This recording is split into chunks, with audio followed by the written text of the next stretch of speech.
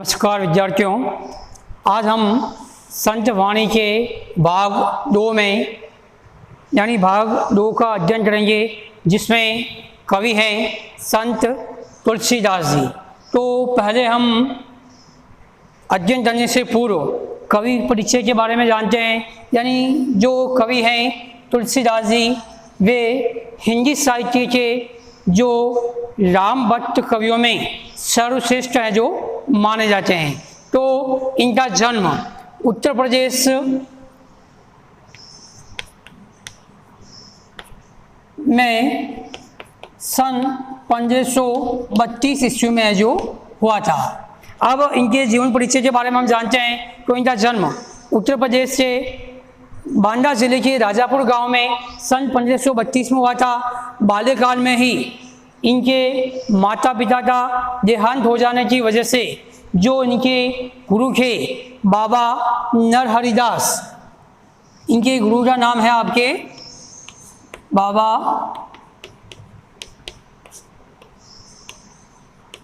नरहरिदास। तो इन्होंने ही इनका पालन पोषण किया और उसके बाद में इन्हें जो शिक्षा दीक्षा दी और ये जो इन्होंने जो ज्ञान का अर्जन है जो किया था। इसके बाद में जब ये थोड़े बड़े हुए, तो बड़े होने के बाद में इनका जो विवाह हो गया था, तो इनकी पत्नी का नाम था आपके रत्नावली। तो ये अपने जीवन में अपनी पत्नी से बहुत ही प्रेम करते थे और हर समय वे उनके साथ में जो रहते थे। तो एक समय की बात है कि इनकी पत्नी है जो कुछ समय के लिए उनके पियर यानी उनके ससुराल जो चली जाती हैं। तो तुलसीदास जी भी उनके बिना रह नहीं पाते हैं और वे भी उनके पीछे पीछे जो उनके ससुराल है जो चले जाते हैं। तो जब वो वहाँ जाते हैं तो उनकी पत्नी को बहुत ही गुस्सा आता है, पर वो सोचती हैं कि भाई मैं मात्र 1 या 2 दिन के लिए यहाँ पर आई हूँ और आप है जो मेरे बिना रह नहीं पाए और यहाँ पर चले आए। तो उस समय वो क्या करती हैं, मैं उन्हें बहुत ही बुरा भला कहती है और उन बातों को सुनकर तुलसीदास जी के मन में बहुत ही बुरा महसूस होता है। और उसी दिन के बाद में वे सोचते हैं कि भाई अब इस प्रकार से उनकी पत्नी कहती भाई जितना प्रेम तुम मेरे इस हाड़ मास से बने हुए शरीर से रहते हो, अगर इसमें से थोड़ा सा प्रेम भी शायद प्रभु श्री राम से रहते तो तुम्हारा जो जीवन है वो धन्य हो जाता। तो उनकी पत्नी रत्नावली की ये बातें तुलसीदास जी के दिमाग में, उनके मन में इस प्रकार से एक प्रभाव डालती हैं कि वे उसी समय से जो उन्होंने अपने ग्रस्त जीवन का जो त्याग कर देते हैं और प्रभु श्री राम की पूजा आराधना, उनकी सेवा करना है जो शुरू कर देते हैं। तो उनके बाद में अब जैसे हम कवि तुलसीदास जी की कुछ रचनाएं उनके बारे में अध्ययन करते हैं, तो उनकी जो सबसे प्रमुख और महत्वपूर्ण जो रचना है वो है आपके रामचरितमानस। अब इस रचना में कवि तुलसीदास जी ने जो भगवान श्री राम हैं उनके जीवन से संबंधित यानी उनसे जन्म से लेकर जो अंतिम समय तक, यानी जैसे ये रावण वध है उसके बाद जो वापस अयोध्या आगमन होता है, यानी श्री राम के पूरी जीवनी का वर्णन है जो उन्होंने रामचरितमानस के अंदर किया है। अब रामचरितमानस के अलावा भी उन्होंने कुछ अन्य रचनाएं भी की है, जैसे है आपके विनय पत्रिका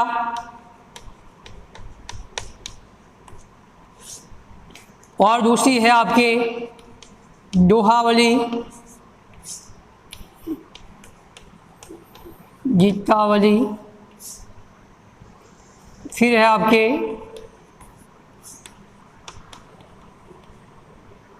पार्वती मंगल और है आपके बर्वे रामायण। और इसके अलावा जैसे आपके कृष्ण गीतावली, जानकी मंगल। तो इस प्रकार से इन्होंने लगभग जो भी रचनाएं की हैं वे सभी रचनाएं प्रभु श्री राम की भक्ति, उनकी आराधना से जुड़ी हुई हैं। कुछ रचनाएं उन्होंने श्री कृष्ण के संबंधित भी लिखी है और जैसे एक रचनाएं उन्होंने ये सीता से संबंधित यानी जानकी मंगल, यानी उन्होंने ये सीता से संबंधित रचना है जो उन्होंने की थी। तो इस प्रकार से कवि तुलसीदास जी ने अपने जीवन में श्री राम की सेवा की और उनसे जुड़ी हुई जो रचनाएं की और इनकी मृत्यु है वो सन 1623 ईस्वी में जो हुई थी। तो हिंदी साहित्य के राम भक्ति परंपरा के सर्वश्रेष्ठ कवि तुलसीदास जी, उन्होंने अपने दोहों के अंदर दोहों की रचना की। अब जैसे उनके द्वारा रचित कुछ पद हैं जिनके बारे में हम अध्ययन करते हैं। तो जैसे पहला पद है, काम क्रोध मद लोभ रत ग्राहस्थ दुख रूप ते तिमि जानहि रघुपति ही मूड पड़े भव को। अब जैसे काम का मतलब क्या होता है कि कार्य, क्रोध मद का मतलब होता है अहंकार, लोभ रत का मतलब होता है कि उसमें विलीन या उसके अंदर है जो आसक्त होना, गृहस्थ का मतलब होता है गृहस्थ जीवन दुख रूप, और जैसे मूड का मतलब होता है आपके मूर्ख, और भवकूप इसका मतलब होता है संसार रूपी कुआं। अब हम इसका भावार्थ, जैसे किसी भी पद का भावार्थ किस प्रकार से बताया जाता है, तो सबसे पहले हमें उसका संदर्भ, अब संदर्भ में क्या बताना है, उस पद से संबंधित बातें बतानी है, यानी वो पद कहाँ से है जो संकलित किया गया है। तो संदर्भ में जैसे बताया हुआ है कि प्रस्तुत दोहा प्रस्तुत पद हमारी पाठ्य पुस्तक सृजन से संत कवि तुलसीदास जी द्वारा रचित दोहावली से लिया गया है। यानी हमारी इस पाठ्य पुस्तक में ये जो पद है वह कवि तुलसीदास जी द्वारा रचित दोहावली से है जो संकलित किया गया है। अब हम इसका प्रसंग जानने की कोशिश करते हैं, यानी इसके अंदर कवि तुलसीदास जी हमें क्या संदेश, क्या उपदेश है जो देना चाहते हैं। तो इसमें है जो प्रस्तुत दोहे में कवि तुलसीदास जी मनुष्य को काम क्रोध लोभ अहंकार आदि गुणों से दूर रहने का उपदेश देते हैं। यानी इसमें कवि तुलसीदास जी यह बताना चाहते हैं कि यदि मनुष्य को इस संसार के अंदर, अपने मनुष्य जीवन के अंदर सुखी रहना है तो उसे जो दुर्गुण है यानी काम क्रोध लोभ अहंकार, इन दुर्गुणों से हमेशा है जो दूर रहने का उन्होंने उपदेश है जो दिया है। अब जैसे इसका भावार्थ यानी इंडियन वाक्य क्या है कि जो मनुष्य काम क्रोध अहंकार लोभ आदि दुर्गुणों में डूबे रहते हैं, यानी काम क्रोध मद लोभ रत, यानी जो मनुष्य अपने इस संसार रूपी जीवन में आने के बाद काम क्रोध लोभ अहंकार इन दुर्गुणों में हमेशा विलीन रहते हैं, हमेशा डूबे हुए रहते हैं, तथा इसके साथ ही गृहस्थ का मतलब होता है अपने गृहस्थ जीवन में, यानी हमेशा पत्नी सुख में ही है जो लीन रहते हैं, तो उनका पूरा जीवन है जो दुख रूप बन जाता है, यानी दुखी जीवन है जो हो जाता है। के किमी जानहि, यानी ऐसे लोग रघुपति ही, यानी ऐसे लोग इस संसार रूपी सागर में, इस संसार में आने के बाद भी मतलब इस प्रकार से रहते हैं जैसे कोई मूर्ख व्यक्ति इस संसार रूपी कुएं में आ तो जाता है लेकिन अपने इन दुर्गुणों की वजह से, यानी कौन से दुर्गुण, काम क्रोध लोभ अहंकार, इन दुर्गुणों की वजह से वे भगवान श्री राम की जो उनके ज्ञान की जो महिमा है, उनके भक्ति की जो महिमा है, उन महिमा से वे अपरिचित होते हैं और अपने जीवन भर मतलब मूर्ख व्यक्ति की तरह इस संसार रूपी कुएं में जो अपने जीवन भर है जो दुख है जो उनको झेल के रहते हैं।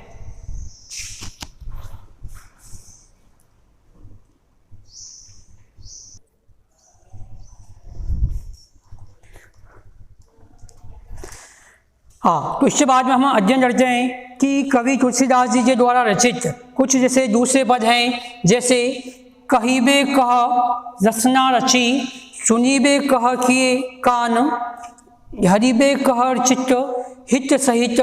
परमार्थ ही सुजान, यानी कहिबे कह रसना, रसना का मतलब होता है जीव, और रची सुनीबे कह किए कान, हरिबे का मतलब होता है धारण करना, चित्त का मतलब होता है मन या हृदय, हित का मतलब होता है भलाई या अच्छे कार्य, और परमार्थ यानी लोकहित, सुजान यानी सज्जन पुरुष। तो कहने का आशय यह है कि कवि तुलसीदास इस दोहे के माध्यम से मनुष्य को यह शिक्षा देना चाहते हैं, यानी यह बताना चाहते हैं कि इस संसार में जितने भी जो मनुष्य हुए हैं उन मनुष्य के कहने के लिए या बोलने के लिए उन्हें जीभ है यानी जीभ की रचना की गई है, और सुनने के लिए है जो उन्हें कान है जो दिए गए हैं। यानी इस संसार के अंदर मनुष्य को बोलने के लिए जीभ और सुनने के लिए जो कान है जो दिए गए हैं। तो कवि तुलसीदास जी कहते हैं कि उसी प्रकार से मनुष्य को अपने हृदय के अंदर मतलब अच्छे वचनों को धारण करने के लिए या लोक हितकारी हैं या जो महापुरुषों के द्वारा बताई गई ज्ञान की बातें ग्रहण करने के लिए उन्हें जो स्वच्छ मन है जो स्वच्छ हृदय है जो दिया गया है। तो इसी हिसाब से कवि तुलसीदास जी कहते हैं कि जो सज्जन पुरुष होते हैं, जो अच्छे लोग होते हैं, वे सदैव लोक हित कार्य करने के बारे में ही सोचते हैं। यानी सदैव वे लोगों की भले करने के बारे में या लोक हित कार्य करने के बारे में ही है जो सोचते हैं। यानी कहने का अभिप्राय यह है कि कवि तुलसीदास जी कहते हैं कि मनुष्य को बोलने के लिए जीभ दी गई है, सुनने के लिए कान दिए गए हैं, और उसी प्रकार से उनके हृदय के अंदर स्वच्छ और अच्छे ज्ञान की बातें ग्रहण करने के लिए स्वच्छ मन अर्थात हृदय का निर्माण है जो किया गया है। तो जो सज्जन पुरुष होते हैं, जो महापुरुष होते हैं, वे सदैव लोक हित कार्य या मतलब परमात्मा के ईश्वरीय ज्ञान की बातें करने में उन्हें ही ऐसे कार्य करने में ही उन्हें आनंद की प्राप्ति है जो होती है। अब हम आगे जो तीसरा हमारा पद है उसका अध्ययन करते हैं। तुलसी भलो सुसंगते पोच कुसंगति सोई नाव किन्नरी तीर असी लोहो बिलोखु लोई। यानी कहने का सब क्या है कि पोच इसका मतलब होता है पूरा, कुसंगति का मतलब होता है गलत का, सोई नाव, नाव का मतलब होता है नाव, इसका किन्नरी का मतलब होता है एक वीणा यानी एक प्रकार की वीणा होती है, तीर, तीर का मतलब क्या होता है बाण, और अस्सी से हमारा अभिप्राय क्या है तलवार। यानी कवि के कहने का अभिप्राय यह है कि इन चारों वस्तुओं को बनाने में कहीं ना कहीं लोहे का उपयोग है जो किया जाता है। तो कवि तुलसीदास जी इस लोहे के माध्यम से, इस पद के माध्यम से क्या बताना चाहते हैं? तुलसी भलो, भला का मतलब क्या होता है सज्जन या संत जो होते हैं सुसंगत है, यानी जो लोग अच्छी संगति में रहते हैं वे लोग अच्छे होते हैं, यानी उनके ऊपर जो प्रभाव है वो भी अच्छा ही पड़ता है। पोच कुसंगति सोई, और जो बुरे लोगों की संगति में रहता है वे सदैव कुसंगति यानी उन्हें बुरी शिक्षा ही है जो दी जाती है। ठीक वैसे ही जैसे नाव और किन्नरी यानी एक नाव को बनाने में और एक वीणा को बनाने में जिस लोहे का उपयोग किया जाता है वह लोहा अच्छा होता है, क्योंकि नाव का कार्य होता है कि मनुष्य को मतलब किसी नदी से एक स्थान से दूसरे स्थान पर पहुंचाना। यानी नाव है जो लोक हित का कार्य करती है, मनुष्य को है जो एक स्थान से दूसरे स्थान पर पहुंचाने का कार्य है जो करती है। और दूसरी ओर जो एक वीणा है वो भी क्या है ईश्वरीय भजन करने में, ईश्वरीय ज्ञान में यानी संगीत में अच्छे कार्यों में उसका उपयोग किया जाता है। तो नाव और एक वीणा में लगा हुआ लोहा अच्छी संगति में रहता है, इस वजह से उनके उसके द्वारा किए गए कार्य की हर स्थान पर प्रशंसा होती है, उनके द्वारा किए गए जो कार्य होते हैं वे भी है जो अच्छे होते हैं। और दूसरी ओर तीर, तीर का मतलब होता है बाण और अस्सी का मतलब होता है तलवार। अब ये दोनों भी आपके लोहे से बने हुए होते हैं, लेकिन इनका उपयोग सदैव दूसरों को मारने के लिए या दूसरों को दुख पहुंचाने के लिए ही किया जाता है। यानी कवि के अनुसार कहने का अभिप्राय यह है कि जो मनुष्य अच्छे लोगों की संगति में रहता है, भले लोगों की संगति में रहता है, उनके ऊपर वैसा ही असर होता है, यानी वे उनके साथ में रहने से उनके जैसे ही भले लोग हैं जो बन जाते हैं। और जो लोग बुरे लोगों की संगति में या कुसंगति में रहते हैं तो वे उनके समान ही बुरे हो जाते हैं। ठीक वैसे ही जैसे नाव और एक वीणा में को बनाने में लगा हुआ लोहा उनके साथ में रहने की वजह से वो उनके समान ही भला यानी अच्छे कार्य करने में जो लग जाता है। लेकिन एक तलवार, एक बाण को बनाने में जो लोहा काम में आता है वह सदैव दूसरों को दुख पहुंचाने में या दूसरों को पीड़ा देने का कार्य ही करते हैं। तो इसमें कवि तुलसीदास जी मतलब ये बताना चाहते हैं कि जो जो मनुष्य जैसी संगति में रहता है उस पर उसका वैसा ही प्रभाव है जो हो जाता है। धन्यवाद।